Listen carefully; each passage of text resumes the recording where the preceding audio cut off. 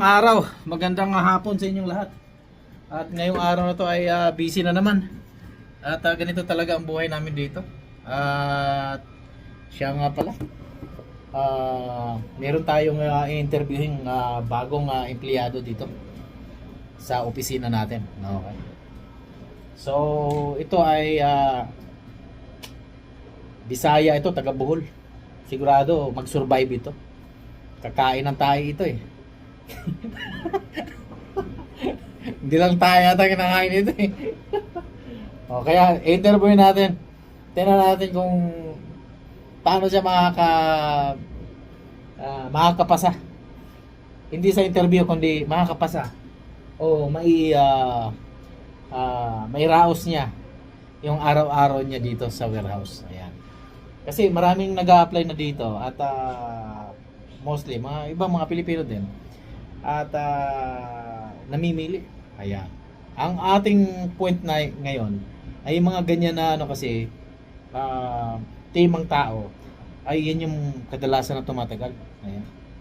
Yung matipuno parang si Pacquiao. Ayan. Sanay sa trabaho. Hindi nagrereklamo. Yan mga bigating empleyado. Yung work of ethics niya ay talagang dedicated siya sa mga bagay-bagay na alam niya na trabaho lang. Yan. So mamaya interview natin kung talagang masipag ba talaga itong tao natin. Tingnan natin.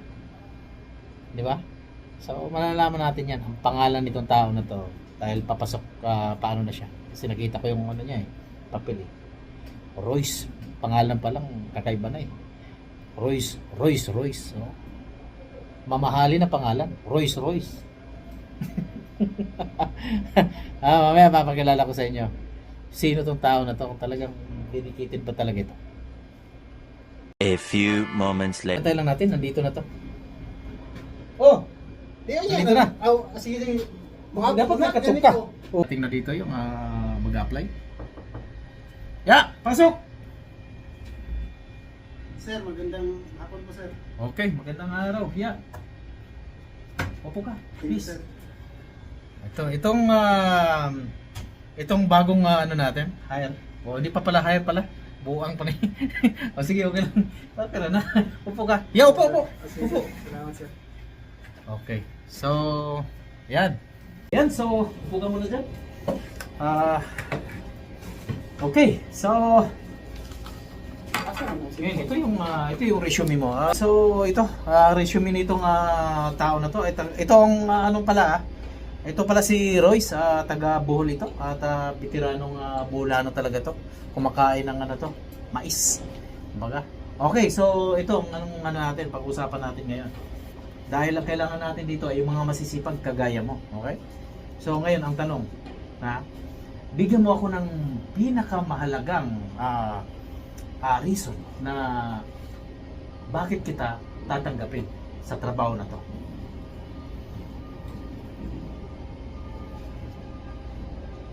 May mga isang bagay ba na masasabi mo na pinakamahalaga na pwede kang ma-hire? Cellphone mo to, sir? Oh, cellphone ka yan. Bakit? Oh! Allah! Nabuak na! O yan. Okay. So you're hired. Didak mo na lang yung sa salary ko, sir. Okay. So wala tayong magawa. Didak natin yan. Sa sweldo mo. Senior ka. Thank you, sir. Kasi mamaya, kita tayo. Yung tao na bago kong hired. Nahanap ko, hindi ko makita-kita eh. Ay putya. Ay, sir! Anong ginagawa mo dito? Nandiyan ka pala, sir? Akala ko pa may trabaho ka doon. Ba't nandito ka? Sorry, sir. Natutulog ka lang Sorry, sir. Ito pa yung masipag.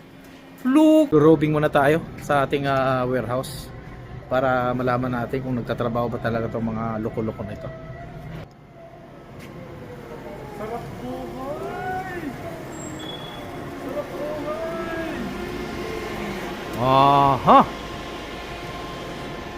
Huli si George. Uy, sir. Bakit, sir? Ano yan? Ano, sir? Mahina signal, sir. Mahina ba signal? O mahina daw ang signal. Sige, okay ra. Sabihin mo sa manager sir na palakasan yung wifi ba? Okay. O ganito dito, yung mga empleyado humihiling pa na malakas ang signal. Mahina daw kasi ang signal. So ganito kakapal ang mga mukha.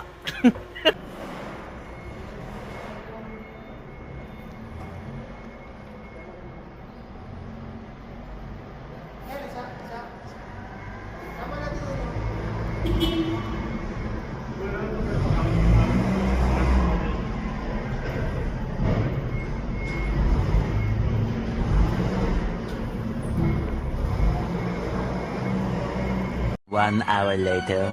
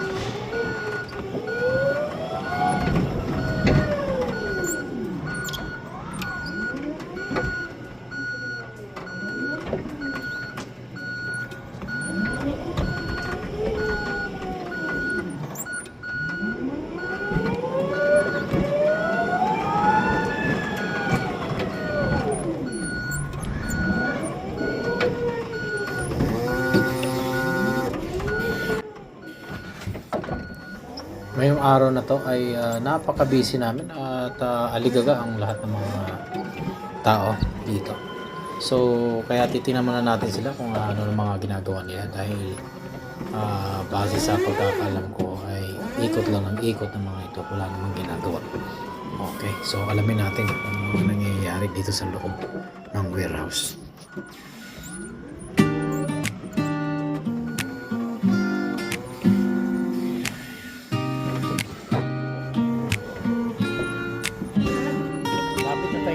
Sa loob ng opisina, iba-iba ang eksena.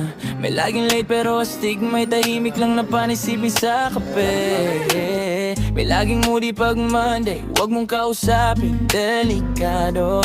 May makatingin na parang boss, pero ang dami namang atraso.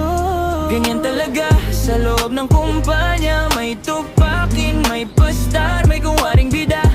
Tawa na lang, huwag masyadong damdamin. Trabaho lang, uwi ka rin mamayang gabi.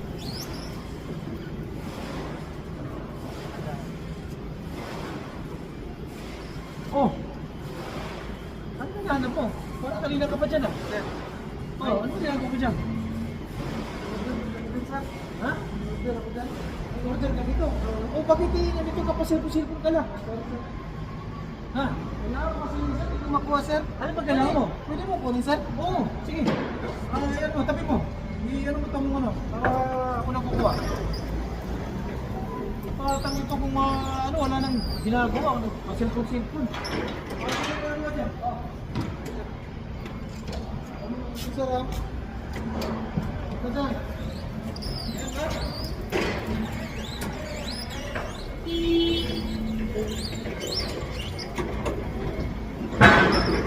Okay. Lagay mo dun sir. Okay, sige. Lagay mo sir. Kailangan ko ng 10.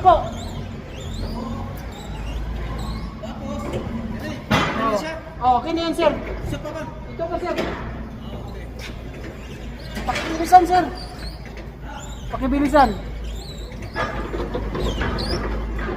Tapos, ayan, ilagay mo dito sir. Oo. Teka lang, parang may mali ata. Ba't ba akong iutusan mo? Magtrabaho ka naman. Sorry sir.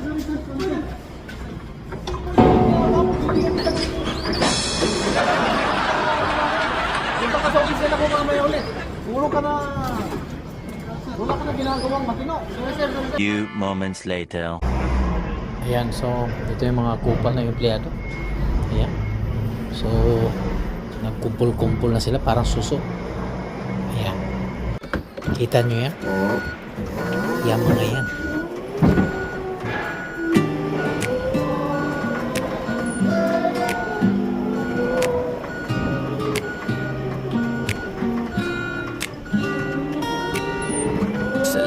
opisina, iba-iba ang eksena. May laging late pero astig, may tahimik lang na panisipin sa kape. May laging moody pag Monday, huwag mong kausapin, delikado. May makatingin na parang boss, pero ang dami namang atraso. Ganyan talaga sa loob ng kumpanya, may tupakin, may pastar, may kuwaring bida. Tawa na lang, huwag masyadong damdamin, trabaho lang. Uwi ka rin mamayang gabi, ay sus, totoo yan. Uwi ka rin mamayang gabi, ay sus, totoo yan. May isang akala mo may-ari, kung makautos Ayan, so dito tayo ngayon at naayos ang mga lahat ng mga nandito dahil ipuputawi yung mga bagong dating na shipment. At ngayon, base dun sa ating tao, ayan. So makukwento ko na nga rin naman sa totoo lang. Maraming iba-ibang klaseng tao na nasa loob sa kumpanya. Minsan talagang dito mo makikita whether tamad or masipag ang isang trabaho. So maraming klase. Pag nasa loob, hindi lang sa ibig sabihin pag bagong hired mo ay okay na. Minsan doon mo malalaman kung siya ay okay yung work ethics niya. Ayan. So hindi lahat talaga. May mga minsan ay kadalasan minsan ang ma-hired mo ay talagang palpak. Walang ka kwenta-kwenta. Ayan. So hanap tayo ng mga sample. Mamaya pakita ko sa inyo mga video. Ayan, so hindi kami masyadong busy ngayon pero ayos lang.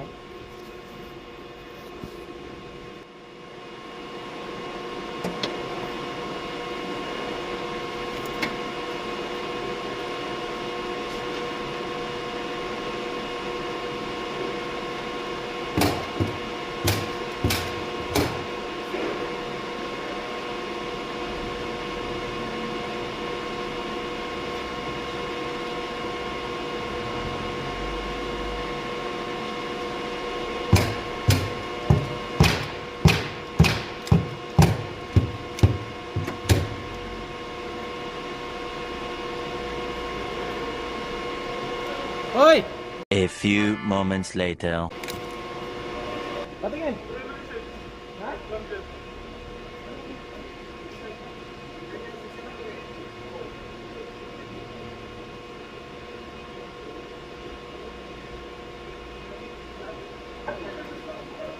Meron yan. Yeah, tingnan hanapin lang natin.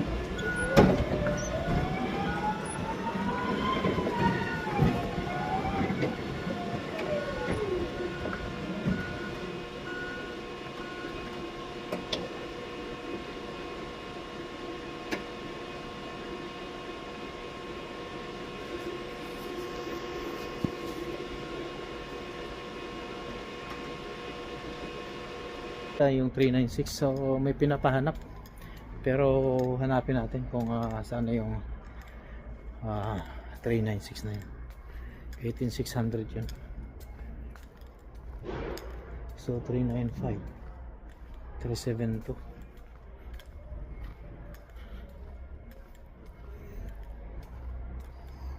376.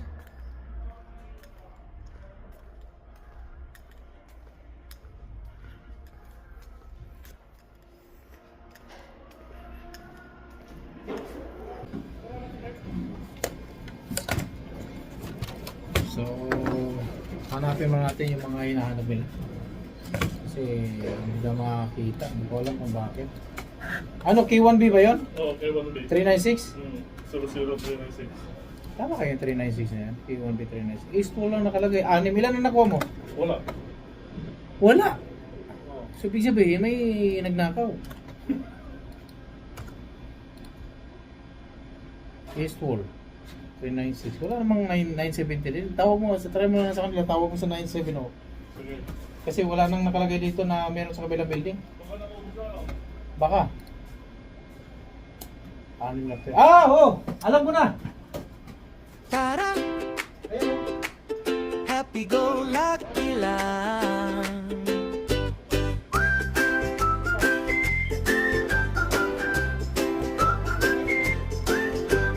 Wag masyado seryoso, parang kulang sa tulo. Maikli lang ang takbo ng oras. Sana. Okay. Yeah.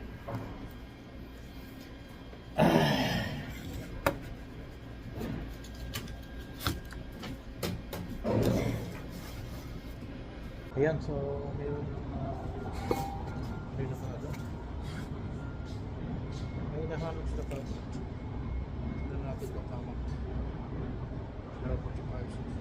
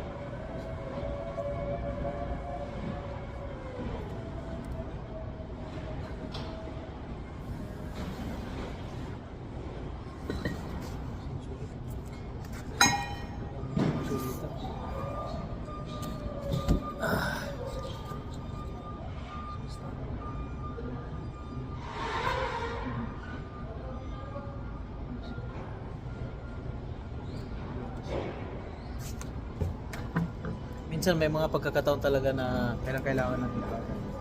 So, ako lang gumagawa kapag kay may mga talagang legit.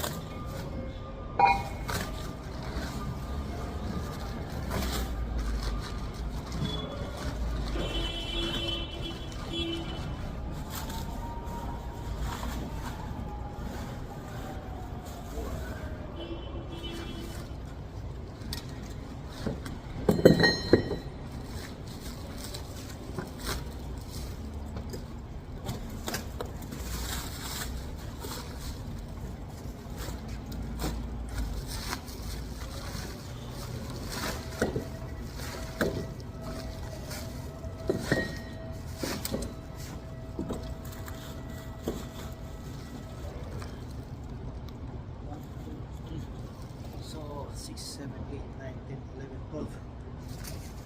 Okay.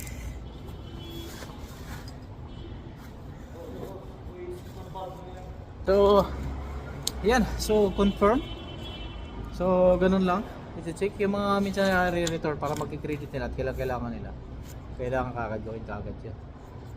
So, na-confirm na natin. Okay naman. 12 pieces. May isang piraso na iba. And good to go. So, ganun lang ka-easy. Actually, hindi na natin trabaho yun. Okay. So, pero gagawin natin para pa maipasa na. Okay. Okay lang.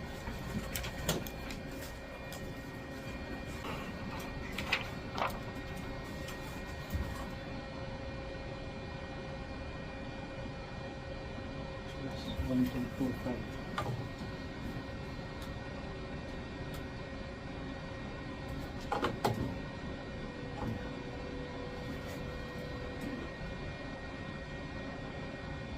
One, two, two, five.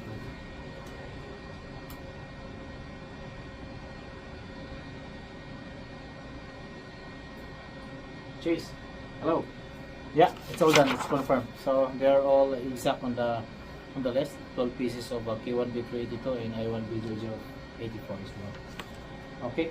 So just wait for the email. I just send it to you right away. Okay. Okay.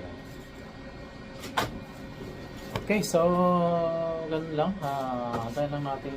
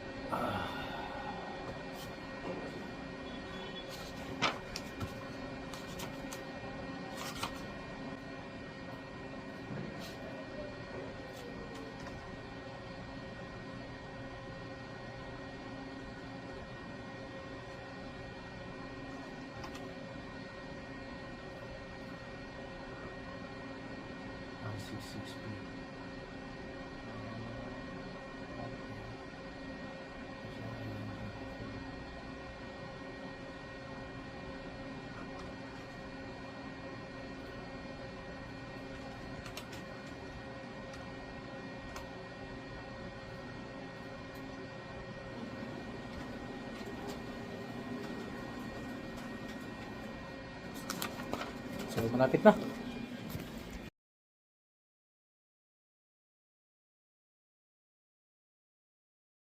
Ulit sa inyong pagsubaybay sa aking mga kwentong buhay Canada. Ayan, Kaya so, dito lang sa ito yung mga Buhay sample Canada. na gaya nito, mga nahuhuli natin na tao.